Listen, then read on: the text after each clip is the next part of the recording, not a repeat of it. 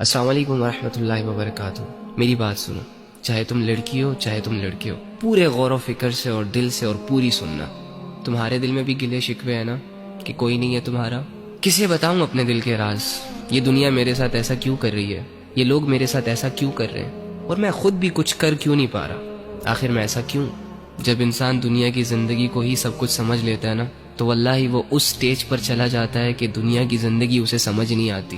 Any how, تو ایک کام کر، آج رات جب سب سو جائے نا، تو چھپکے سے اٹھنا، کسی کو کانوں کان خبر نہیں ہونی چاہیے، اور سب سے الگ تھلگ ہو کر جا نماز پکڑ، بچھا اور اس پر کھڑا ہو جا، ہاتھ باندھ، آنکھیں بند کر، امیجن کر کہ تیرا رب تیرے سامنے کھڑا ہے، وہ رب جس کا تو بندہ ہے، اور اسے اپنا سب کچھ مان، اور یہ تصور کر کہ آج میں اپنے رب کو اپنی حالت دکھانے آیا ہوں، آج میں اپنے رب سے اس دنیا کی شکایتیں کرنے آیا ہوں، آج میں اپنے رب سے دل کے راز بیان کرنے آیا ہوں۔ 2 رکعت نفل نماز پڑھ، اور نماز پڑھنے کے بعد جھولی پھیلا دے، ہاتھ اٹھا دے، بچھا دے خود کو، اور دل کی گہرائیوں سے پکار اپنے اس رب کو جو تیرے دل کے حال کو جانتا ہے، جو تب بھی تیرے ساتھ تھا جب دنیا تیرے ساتھ نہیں تھی، جو تب بھی تیرے ساتھ تھا جب دنیا تجھے جانتی نہیں تھی، اور جو آج بھی تیرے ساتھ ہے۔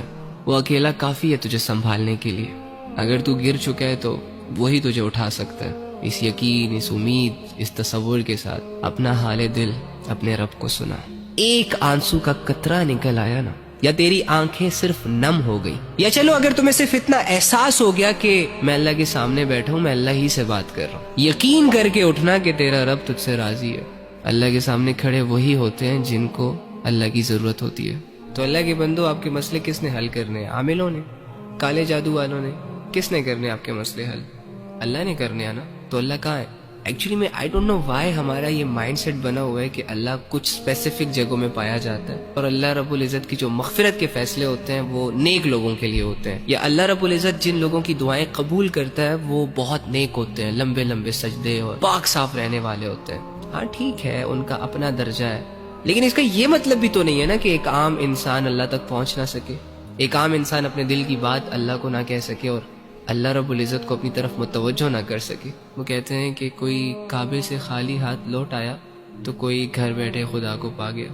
آپ کو نہیں لگتا کہ جو کمزور ہوتے ہیں، جو عام لوگ ہوتے ہیں، جو مظلوم اور فقیر قسم کے لوگ ہوتے ہیں، جو خالی ہاتھ ہوتے ہیں، معاشرے کو زیادہ تر ترس انہی لوگوں پر آتا ہے؟ تو اگر آپ اپنے آپ کو یہ مان بیٹھے ہیں کہ ہم گنہگار ہیں، ہم بدکار ہیں، تو دوسری جانب یہ بھی تو یقین کر سکتے ہیں نا کہ اللہ رب العزت آپ کی طرف زیادہ رجحان کرے گا۔